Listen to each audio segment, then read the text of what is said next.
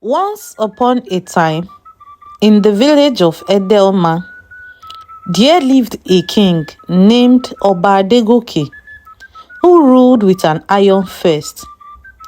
He was feared and revered throughout the kingdom and beyond. Unlike other traditions, where the king were allowed to marry multiple women, Obadegoke's lineage was bound by an ancient decree that the king could only marry one wife. At first, there was no reason for Obadegoke to be worried about this decree. His wife, the queen, had just given birth to a bouncing baby girl. It was filled with so much joy, and the whole village was ecstatic. There was merriment and partying in the village for several days to celebrate the birth of the king's first child. She was named Aderonke. Aderonke was a beautiful child, and she bore a striking resemblance to the king, and that made him love her even more. When Aderonke was 2 years old, the queen conceived again. The king was in high spirits.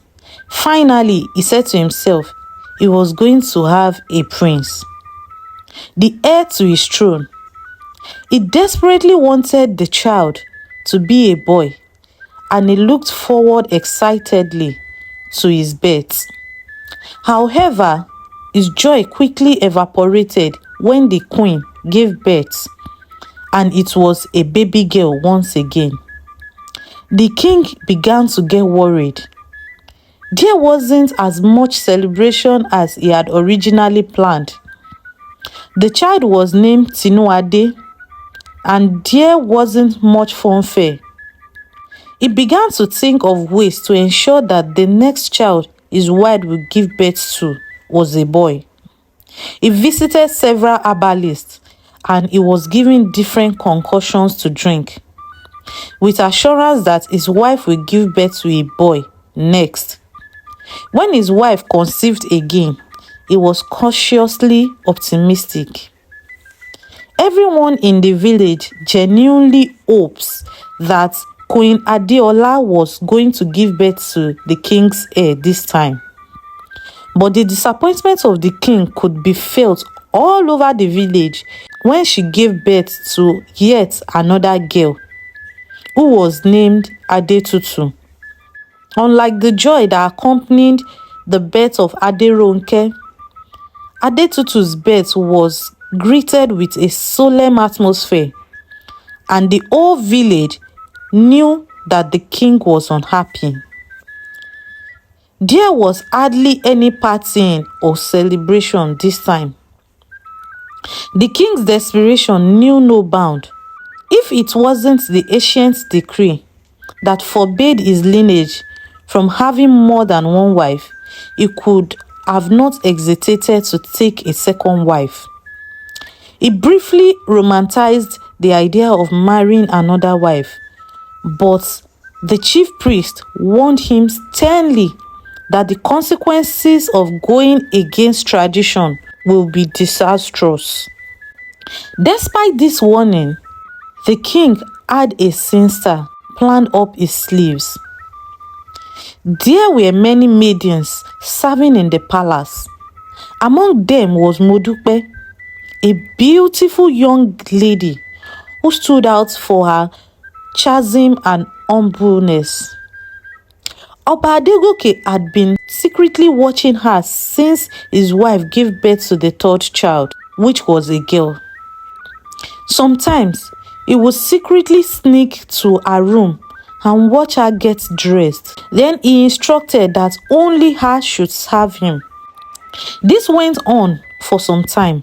Then, one day, while his wife and children were away to another village for a function, he asked Modupe to serve him in his room. The young lady, completely unaware of the king's ulterior motive, did as she was instructed. Obadegoke watched her lustfully as she bent and placed his meal on the table. As she turned to leave, he got up and grabbed her by the waist. Modupe was shocked. "Kábíyèsí, what are you doing?" she asked, gently trying to take the king's hand off her waist. But the king's hand were too strong for her. "Keep your voice down," the king whispered. "You know what I want." "I am sorry, Kábíyèsí. I don't mean to disrespect you, but I can't give you what you want." "Have you forgotten I am the king? The Igbákejì Òrìṣà. I am the king over everything and everyone in this village." "Yes, Kábíyèsí, but you are not the king over me," she protested. The king pushed her forcefully to the bed and hurriedly took off his clothes. "If you won't give me what I want, then I will have to take it forcefully." "Please, Kábíyèsí," she pleaded amidst tears. But all her pleas fell on deaf ears, and the king forcefully had his way with her. 2 months later, Modupe discovered that she was pregnant. She had no doubt that she was carrying the king's child, as she was a virgin until the king raped her. She cried and cried until tears no longer came out of her eyes. She wondered what would become of her if she were to have a child out of wedlock. She summoned courage and told the king that she was pregnant for him. Oba Adegoke flared up when he received this news. "What do you mean you are pregnant? Is this a joke or what?" "Kábíyèsí," she said on her knees, "I swear it resulted into this pregnancy. I don't know what to do, and that's why I've decided to tell you." The king paced around for a moment, thinking of what to do to conceal this situation. He was not allowed to take a second wife, and no one must know that he raped and impregnated one of his maiden. "You have to leave this palace," he said after a silence that appeared to last for several hours. "You have to go so far away from the palace as possible as you can." "Why, Kábíyèsí? You have ruined my life, and now you are sending me away from the palace." Tears swelled up in her eyes. "Listen very carefully. Even if I wanted to marry you, I am not allowed to marry a second wife. That is why you have to leave the palace. Let me know when you give birth, and if it is a boy, I promise I will take care of him." Modupe took her things and left the palace tearfully and shamefully. She thought long and hard about what the next step was going to be. She decided to move to the outskirts of the village and live there. As an orphan, she didn't have anywhere else to go, and the shame of having a child out of wedlock would almost kill her.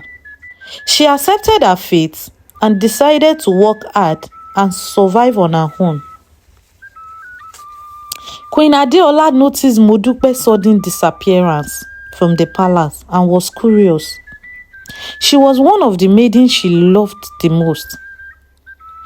She asked all the guards if any of them had seen her when she was leaving, or if she had told any one of them where she was going to.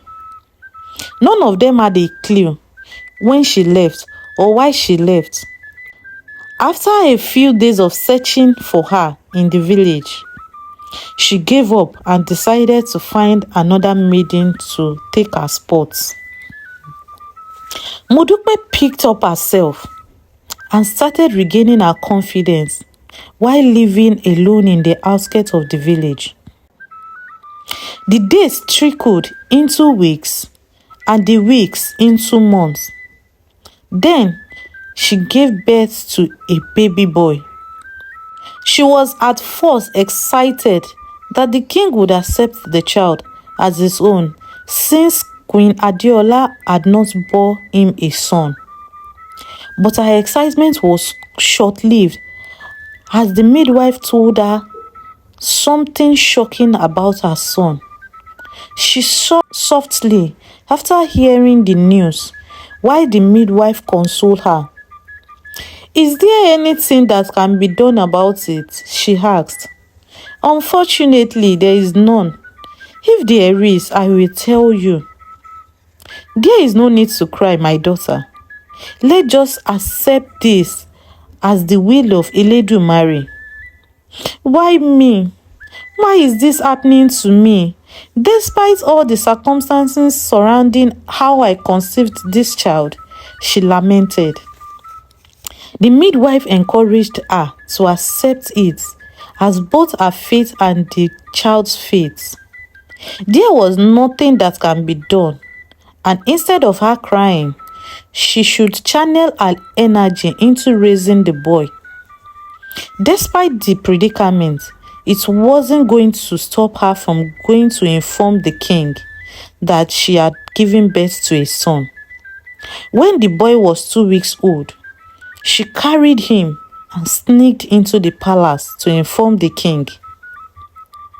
Oba Adegoke was excited to receive the news that she has given birth to a boy. He collected the baby from her and rocked him gently in his arm. Then he noticed something was amiss about this child, but he couldn't pinpoint exactly what it was. "There is something I need to tell you, Kabiesi," Modipe said.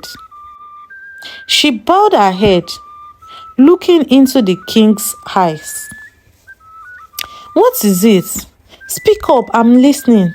"It is about your son," she continued. Oba Adegoke was getting impatient. "Tell me what it is immediately," he snapped at her. "He is blind.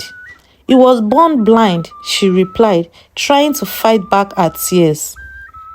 The king stared deeply at the baby in his hand and realized that he was awake, but his eyes were closed. His joy disappeared at the instant, and he handed the child back to her in a rage. "What audacity you have to bring a blind child to my palace as my son, you stupid maid." "I am sorry, Kabiesi. It is not my fault. I was shocked that he was born blind." She was close to tears. "This is an abomination. I cannot claim a blind child as mine. Kabiesi, please. You promised to take care of him and accept him as your child if he is a boy." "I didn't promise to take care of a blind child, even if he is a boy. He is no better than the girls I already have. I want an heir to my throne, someone who will rule my kingdom long after I am gone. A blind child is no fit to rule.